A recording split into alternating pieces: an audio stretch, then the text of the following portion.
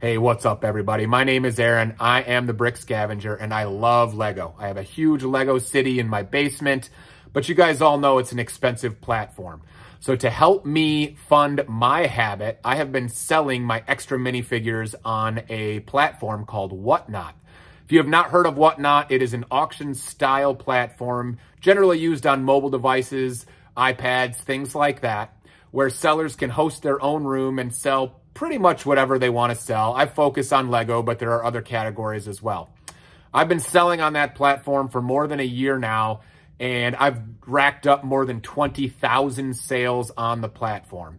And I get asked all the time, hey, what can I do as a new seller or as a struggling seller to make my shows more successful? So I thought I would create a little video for you guys, helping you with some of the things I consider when I'm doing my shows on how I want them to run and what makes them successful. So what I thought I'd do, here are 10 tips for you guys that I consider to be valuable information when running a WhatNot show that you might want to consider when you're running your shows. Number one, think of this as a television show. Okay, so you need to understand that any day of the week, any time of day, your potential buyers can go to eBay or Bricklink or several other platforms and buy whatever minifigure they want right away. That is not why they are tuning into WhatNot. WhatNot is unique because it is entertaining, and people are on the platform because they want to be entertained. That's an incredibly important realization, because as a seller, you need to be engaging and you need to find a way to have your show be entertaining to maintain viewership and ultimately get bids and purchases. I've seen a lot of different strategies on how to do it, some successful, some not successful, but consider the following. Some people love to be wild and crazy and have crazy antics on their show. Some people like to be really informative and tell stories about old Lego and produce information for people so that they can learn more about Lego as they are watching your show. I like to have a really fast-paced show. I like to put a figure on the screen, have you decide whether you want to buy it, but it is not up there for very long. Long auctions, 30 seconds, a minute, they take a long time to go through, and if 3 or 4 figures go by for a minute each and that potential buyer is not interested in those, they're going to turn off your show. They're going to go to another show looking for something else. So my strategy is to be really fast-paced, 15-second auctions, try to turn over figs fast so that you feel like you're going to miss something if you tune away even for a second. That's engaging for the eyeballs. That's engaging for the audience. And they want to stick around because they want to see what's next and they don't want to miss anything. So first and foremost, be entertaining. Think of your show as a television show. Find a way to maintain your audience because they're interested in being there rather than just to purchase something. Number 2, get the camera close to the figures. I know. You want to show off all your stickers and your logo and your cool builds and have an interesting set and everything else. But the reality is, when you have this much on the screen and you're this far away from the product you're trying to sell, your potential buyers cannot see what they are potentially buying. And this is a bad selling formula. You got to understand that you have adult collectors that want to know what they're buying and what the condition of the item that they're going to buy is. So while your logo's cute and while your stickers are fun and you're supporting your fellow sellers and your other, cute builds are on the screen, you're hurting yourself by not giving your potential buyers a close-up view of what they are potentially bidding on. So consider this. Here we've got Ayla Secura, which I'm selling. Not very good view of it. Get in there close. Get your camera close to your product, and you are going to find better success. Your adult collecting buyers will get a better view of the condition of your item, of what the item is, and you are going to get more sales and higher bids if your buyers can see close up what they're bidding on. Number 3, avoid boring down times. All right, talk about a pet peeve. Okay, guys, let's do another overview of all the things I have for sale. Let me know if there's anything I'm showing that you might want me to sell. Here we go. I have some Disney stuff. I have some other things over here. Guys, you need to understand, as I mentioned before, this is a television show and overviews are not engaging. Your audience is there to bid on things, and you are not giving them a chance to bid on things by doing long, drawn-out overviews. It's boring to watch. I know you want to sell what people in the room want to bid on, but if you're going to do an overview, make it short, make it sweet, and get back to bidding. If your overviews are long and boring, you are not making sales, and you are going to watch the numbers in your room drop dramatically because people are just bored with your 3-4 minute overviews. Enough. Just sell things. I promise you, people will be happier that way when you are putting things on the screen and letting them bid on them. Number 4, get to know your audience. Again, your audience is there to be entertained. And if you know your audience members well and you can ask them questions about how they felt about a previous purchase, about their kids, about their vacations, anything that you can do to engage your audience is going to make your audience feel like they are a member of your community and a member of your family. And the more they feel that way, the more they're going to look forward to coming back to your shows, supporting you, and buying things from you. So engage with the chat. Engage with your buyers who are frequently there. See if you can remember something that they bought in the past. If you remember that they're going on vacations or that school's about to start or whatever, it doesn't have to be a robotic sales experience. People are there for entertainment, community, and belonging. And the more that you know your audience on a personal level, the more you will be able to engage them, ask them questions, and you can share your own personal life with them. I tell my audience about stories about how I'm a dad taxi and I'm driving my kids to swim and dance and whatever else. The more people know you on a personal level, the more you know them on a personal level, the more they're going to want to come back and support you. So that's a huge tip. It takes time, it takes multiple shows, but it is worth every bit of the time you put in to create a community where people love and support you and you love and support them. Number 5, wherever possible, include accessories. Okay, it may seem trivial, it may seem unimportant, but I promise you that it's not. Adding accessories to go with a figure is a huge selling point for your buyers. Consider Palpatine here. You can run Palpatine all you want to, and he'll sell, but take a look at the difference between this Palpatine right here and this Palpatine right here. I am telling you, it makes a monster difference. People care about the accessories.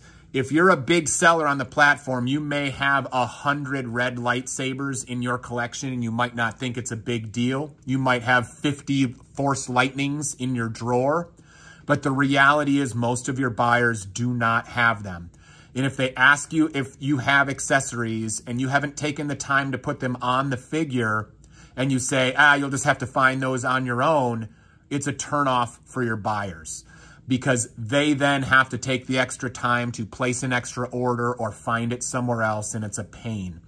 Know that your buyers are grabbing a figure from WhatNot, they're putting it on their wall, and that's sort of the end of the story. And if you ask them to go the extra mile of making a purchase of a red lightsaber on Bricklink, they're not going to be as likely to bid extra or even purchase the figure. The figures look better with accessories. If you, as the seller, take the time to make your figures look good on camera, I promise you, they will sell more frequently, and they will sell for higher prices. Number 6, run your figures at the lowest possible starting price that makes sense for you. All right, this one I admit I'm not as good at doing myself as I should be, but I do believe it's really important. Run your figures with a starting bid as low as you possibly can.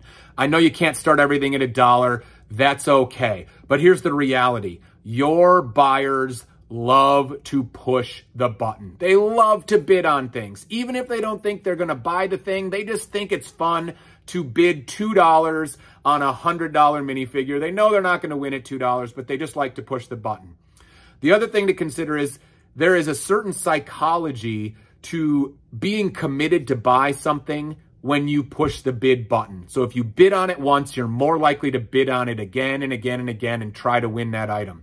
If you're selling a $9 clone and you started at $9, there's a decent chance you're going to sell it. Clones sell from $8 to $9, at least at the time of this recording. That's what they're selling at on average. But if you started at $9, you're not allowing multiple people to push the button, and it's less engaging. It's less fun to be there. But the illusion of getting a deal, if you start that clone at $1 or $3, there's this illusion that people are going to get a good deal. And occasionally they will, but most of the time your clones are going to sell for $8 to $9. But if you started at $1, $2, $3, multiple people can push the button. That's more fun. That's more engaging. And people are going to want to stick around and try to get that deal, even if they don't often get it.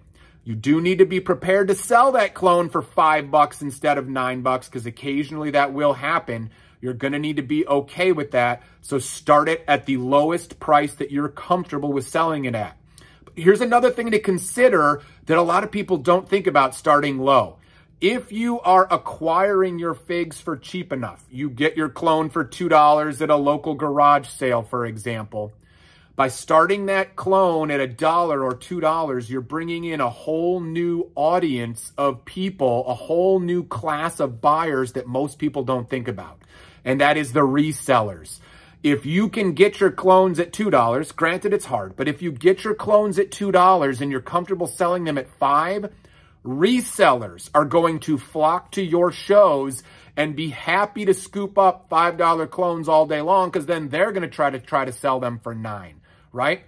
If you're starting your clones at $9, you're not going to engage the resellers. And I promise you, some of the biggest buyers on WhatNot are resellers.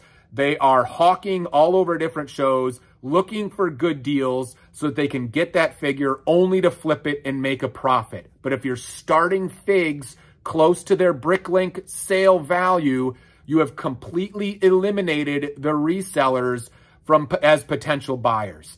And they are the ones, I promise you, that spend the most money. There are resellers that sit on WhatNot all day long. They will spend thousands of dollars a day without blinking an eye. Now, if you start your clone at $1, again, you might get multiple bids. Usually it's going to go up to 8 or 9, but you are at least going to bring in the resellers. They're going to hang out hawking deals from you, and you will have a bigger show and more potential buyers if you can start things at a low price. Again, guilty as charged. I have a hard time doing it too. Greed is a powerful thing. You want to sell your figs for the maximum you can possibly get, but starting them low and allowing people to bid on them and push the button will, in the long run, create bigger shows, bigger audiences, and potentially higher sales in the end. Number 7, don't ask, do you want me to run this figure? Okay, another huge pet peeve of mine. Talk about slowing down a show. How about we're doing an overview like this? Here's some things I have for sale. Somebody says, oh, I want that Super Commando Mandalorian. And you're like, okay, here he is. He would start at $35. Do you want me to run him? Listen, start your figs at whatever you want, but don't play this game of, do you want me to run him? Holy smokes, guys. That slows down a show so much. Now you're waiting for that person to say whether or not They are willing to pay $35 for this fig. Your show has slowed way down, and you have completely ignored the people who are potential buyers who have not engaged in chat. Trust me, there are people out there who buy, spend lots of money, are interested in buying some of your figs, but they just don't want to engage in the chat. They're not going to answer yes, run it, but they will bid on the things if you run them. So somebody says Super Commandalorian, grab the thing, put it on your tray, and run it. Start it at whatever you're comfortable with. Worst case scenario, it doesn't sell, and that's totally fine. But don't play this game. Do you want me to run it? No, just run it. Trust me, your shows will be more engaging, more fun. You'll make more sales. You will also be giving the non-chatters an opportunity to bid on things, even if they are not the ones that expressed interest in the figs. Number 8, offer cheap or maximum shipping charge. Okay, another guilty is charged on my end, but this time as a buyer. But just be aware that your first purchase on WhatNot is going to charge you shipping for whatever item that is. For a minifigure, usually it's about $4. But that can be paralyzing for a buyer, right? They're apprehensive to make the first purchase because, yeah, I want Superman for $4, but it's also going to charge me $4 for shipping. All of a sudden, my Superman's $8. I don't know if I'm going to buy anything else on this show. I'm paralyzed, and I'm not buying it because of that. Not much you can do about that as a seller, but what you can do to help people out is offer a flat shipping charge for people. Buyers love it, and it's super easy to do. There's a setting on the WhatNot show where you can say, all right, buyers are going to pay a maximum of $4 shipping or $3 shipping or whatever you want to set it to. And then if buyers buy enough stuff where shipping is more than $4, you as the seller are going to cover the difference. Trust me, guys, this is money well spent for the seller, okay? If you have a buyer who buys so much stuff that they need to pay more than $4 shipping, it is worth it to you as the seller to go ahead and cover it. I usually sell, 100 things on a given show in a couple of hours, and I offer generally $3.75 flat shipping, and my total charge for the additional shipping accrued by people is somewhere between $3 and $10. Totally worth it. Support the people who support you. If somebody wants to spend hundreds of dollars on your show, go ahead and offer them flat shipping. They will love it. They'll be more willing to spend money on your show, and it really won't cost you that much more if they exceed that $3.75 initial charge.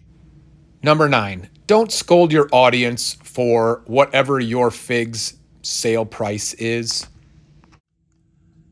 All right, this one makes me nuts, guys, and you need to consider the following scenario. This clone pilot sells on Bricklink for somewhere between 10 and 15 bucks, usually something like that, and that's probably the average price that you'll see it sell for on WhatNot as well. But let's suppose you're doing $1 starts and this thing sells for $6. It just goes for an absolute steal. I can't count the number of sellers who I hear scold their audience for not bidding high enough. This makes me nuts. Imagine your buyer just won a clone pilot for $6. Their immediate thought is, oh my gosh, that was awesome. I'm so excited. This seller is awesome. I got a great deal. I'm very excited. And your response is, come on, guys, this is a $12 minifigure. You guys need to be bidding on this. I can't sell at these prices. You are creating a negative vibe to your room, especially in a moment that was so celebrated by the person who actually spent their money in your show. This is not a practice you want to get into. If you want to hype up your fig before you start the auction, that's totally fine. Here's Ayla Sakura. She's a $30 minifigure all day long on Bricklink. We're going to start her at $1 for you. Great. Go ahead and hype up your fig. Tell people what you think sort of the average sale value is on other platforms. All of that is fine. But once you start your auction, don't scold your audience members. Remember that it takes at least one person in the room to want the figure for you to sell it. And it takes at least 2 people in the room to get the bidding to go up on a given figure, okay? If somebody wins Ayla Secura for 20 bucks, celebrate them. Congratulate them. Trust me, that person who feels like they got a good deal is going to come back to your show. They're going to be a repeat buyer on your show because of that deal. Don't be so narrow-minded as to think that a steal cost you money. The reality is when people get good deals on your show, they're excited about it and they're going to want to come back for more. Don't create a negative vibe because someone got a steal on your show. Let them celebrate that. Let the rest of the audience members celebrate that person and just move on. Don't forget, sometimes bidding's going to go up really high and you might sell your next Ayla Secura for 40 bucks because 2 people really wanted it. Trust me, as you run shows, you are going to get good value for your figs on average, but celebrate the opportunities where people get good deals. Your positive energy, your positive vibes are going to create an atmosphere in your room that people are going to want to be a part of, return to, and spend their money at. Number 10, have interesting product. Okay, one way to stand out and make your show different from all the other sellers on WhatNot is to have interesting product. It is so easy to go to Target, go to Walmart, buy stuff there, and then try to sell it on WhatNot, that lots of sellers are making an attempt to do that. At the time of this recording, the CMF in those stores is the Disney 100 series. And I can't count the number of shows that have Disney 100 figs for sale. It may have different wrapping paper on it, guess the figure, or rip, ship, trade, or whatever. But the reality is there aren't that many buyers on WhatNot. And at this point, Disney 100's been out for a couple of months now. All the buyers have all the Disney 100 figs, guys. If you at this point are going to Target and buying these figs for $5 and trying to sell them for $7, you're really going to struggle because the WhatNot Lego market is so saturated with Disney 100 minifigures. So if you want to stand out, if you want to have an interesting show, find a way to have more interesting product than this. Because if you have figures that all of the other sellers, or at least only a handful of the other sellers have, you're going to be better off because people are going to see things that they don't see on 50 other shows every single day. All right, guys, there you have it. 10 selling tips on WhatNot from the Brick Scavenger. I use those as much as I can on my shows. I think if you try using some of them on your shows, you're going to have more long-term success. I really appreciate you making it this far in the video. I know it's been a long one. If you enjoyed this video, I would really appreciate a like. If you want to learn more about my Lego journey or some more WhatNot tips, feel free to hit subscribe. If this video goes well, I'm thinking about creating a video about 10 tips from the buyer perspective or 10 tips from the seller perspective pre-show, ways that you can get ready and have a better show before your show ever begins. Maybe some tips on the back end.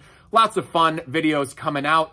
But I appreciate your support very much. Brick Scavenger, enjoy your WhatNot shows. Enjoy your Lego collecting experience. Thank you, and we'll see you next time.